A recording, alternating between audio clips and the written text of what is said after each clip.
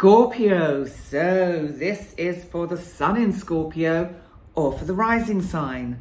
And I am bringing you 5 key points, 5 key dates, 5 key life areas that are going to affect you with the astrology this month of August 2023. Let's start at the beginning and let's start with the fact with point 1. We have 7 cosmic bodies retrograde this month. Don't worry about it. You know, sometimes it's nice to have a little bit of a slowdown. Things do get kind of galloping ahead, and you know, Scorpio, maybe you could actually do with just slowing down a bit.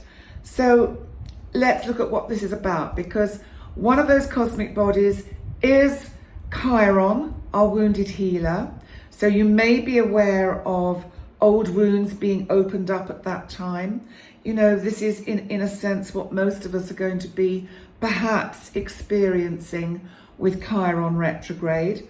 Now also we are going to have, sorry, but Mercury's going retrograde. I'm sorry, I'm really sorry, but you know what, it might not be too bad, but I'll come to that a bit later. Let's see what's happening on the 1st of August, because we have the first of 2 full moons. This is the full moon in Aquarius, and it's in your 4th house of home and family. And this full moon is a little bit tricky, because there's a T-square between Jupiter in Taurus in your 7th house. Jupiter, my big boy of opportunity, luck and expansion, who has been sprinkling fairy dust on your relationships and maybe bringing things out of the woodwork you'd rather not return. And basically, with this fixed T-square between the sun in Leo in your 10th house of career or passion or hobby, and the moon in the 4th house, I think there's going to be a bit of a clash going on around this full moon between your loyalties to do with work and significant people in your life. You know, if you're single, if you're on your own, this can be with friends, with anyone that you consider to be a close kind of friend, then that's what this energy is about. But it feels like divided loyalties or a little bit of conflict, and the full moon could bring some closure to that, but I think you will have to communicate about it. Let's move on to point 2, which is August the 16th, when we have a new moon in Leo, and this is in your 10th house of career or soul path. And the sun in Leo, part of this new moon, is actually squaring still Uranus in Taurus, which of course is which is also in your 7th house of significant relationships. Uranus for you, which is the planet of unexpected shocks, it turns things upside down. It's electric, literally it's electricity, and metaphorically it brings about electric kind of change and happening. And I think you've probably seen that in some of your close personal relationships. I think you've been aware of the sort of twists and turns and shocks. So what we have with this new moon is, it might just be that there is some kind of clash between what you would like to do with your work and maybe what significant people in your life want of you. So it feels a little bit, and there's another aspect later on which I'll talk about, that you're going to be pulled in 2 different directions. You know, we are gradually going to be moving into some mutable energy, but at the moment we're still with this fixed energy. And Scorpio, you too are fixed, of course, so we have to bear that in mind. So let's move on to point 3, which is August the 23rd. And this is when the sun, our life giver, our most wonderful goddess, god, whatever denomination of sexuality you want to give the sun, but without it, we wouldn't be here. So we really need the sun, and it's moving into Virgo, which of course is in your 11th house. And this is to do with your kind of projects and hopes and wishes, things you want to get off the ground. It's also the community at large. It's also about seeing the bigger picture, and maybe that is going to be very helpful for you, Scorpio, to have the sun here to help you stand back and just see a little bit better that bigger picture. Now, also on the 23rd, this is the day that Mercury, our planet of communication, turns retrograde in your 11th house. Now, it's Virgo, as I said, and Mercury, though, rules Virgo. So it's actually in a place that it's comfortable. So this is good. This is helpful. And it's retrograde from the 23rd of August till September the 15th. Now, during this time, remember, Virgo is about attention to detail. And I think you give a lot of thought to anything that you want to launch in terms of personal projects and ideas and creative projects that you want to get off the ground. I think you do go through it with a fine-tooth comb. And Mercury retrograde could actually be very helpful and helping you go back and just re-look at what is going on and how you can manage it in a better way, so that you take your time with anything new that you're working on. So it's actually giving you an opportunity. Remember, retrogrades are like RE, review, revisit, relook, redo, rebrand, rename, rehome. Maybe you've got someone in your household you'd like to rehome. Just saying. Anyway, let's look at what else is happening on the 23rd, because Venus is retrograde in Leo in your 10th house. So this is giving interesting kind of twists and turns to how you feel about how others see you in terms of your career and your position. If you are in an employed job or if you're self-employed, how do them out there, how do they feel about me and what I do? Because as a self-employed person, I can tell you it's very difficult at times because we have no one to give us any feedback. And it's really only the comments from on YouTube that give one some sort of sense of whether one's going in the right direction or totally off point. So it is quite interesting. But retrograde Venus for you in the 10th house will be squaring Jupiter. Now, Jupiter, remembers, the planet of expansion, luck and opportunity, but it's in Taurus, which is your opposite sign, and it's in your 7th house of significant relationships. So there is something going on with somebody you're close to, and they're not playing ball. That's the best way I can put it. It feels as if they are getting in your way of what you want to do. They're holding you back in some way.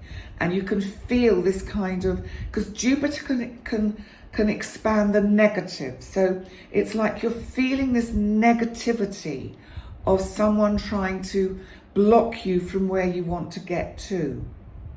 Let's move on to point 4.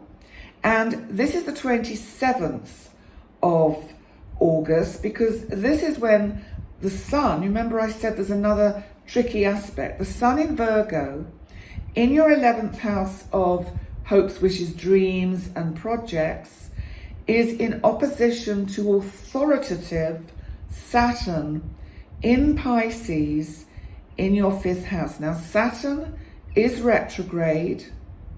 Saturn, will remember, is about rules, restrictions, boundaries, containment. This is the sun shining in Virgo on something you would like to manifest. Saturn is kind of putting the brakes on. Saturn in Pisces, it's like you can feel it. You know what it is that you want to manifest. And Saturn, it's like it's just this block. You remember I said I could feel another block on that August the 23rd. There's something about the 23rd and the 27th where you're just getting a stop sign. So just be mindful of that. Also, on the 27th, Mars, our planet of action, energy, and assertion, moves into Libra, into your 12th house. Now, Libra, of course, is about harmony and balance. But it's your 12th house about the inner you. How you process what goes on in your world, on your inner level. And here's Mars sending in the troops and stirring up the energy and getting you to evaluate and look at the balance of how well you handle yourself. It may send you this energy a little bit off balance. It may be that you're Scorpio. It may be, and this sounds quite racy, but that your carnal desires get the best of you. Sometimes that's okay. Sometimes it can really put us in trouble. So just be aware of that. So let's also, just before I move on to point 5, I want to mention August the 29th, because our big boy Uranus that's been causing havoc in your personal one-to-one relationships in Taurus in your 7th house turns retrograde on the 29th. Retrograde from August the 29th till January the 27th, 2024. This may actually, Scorpio, be a good thing.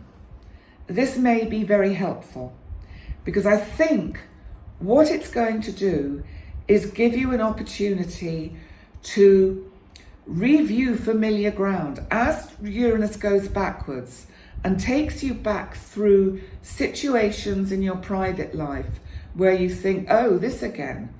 Oh, this old trick again. Oh, now they're doing this or saying this.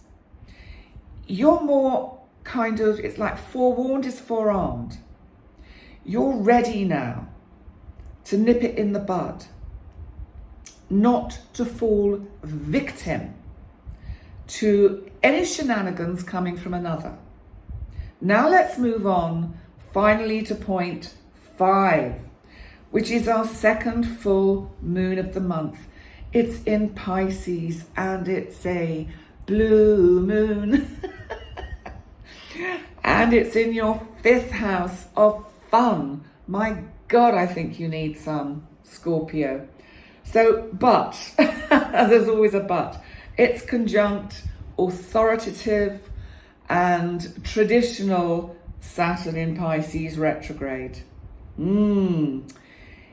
There may be issues going on in your private life and in your social life that you need to just slow down a little bit about, because it feels like something could trip you up. Now, I don't know you, Scorpio. I can't possibly know what goes on in your social life with your friend circle, but this full moon conjunct Saturn is just saying to me, be mindful, be extra cautious, be careful who you tell things to. I'm thinking of that Mercury retrograde, and I just think it's in your 11th house, and you may have some ideas of projects you want to launch, right? Keep them to yourself until they're ready. Don't spill the beans.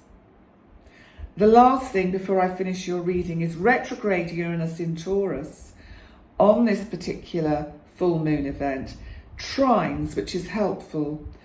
Retrograde Pluto, our planet of transformation, our planet of personal power, in Capricorn in your 3rd house of communication. You're going to be surprising sort of people or someone with some pretty tough words, tough communication coming from you, saying it's like show up or shove off. There's some quite definite kind of energy around this time.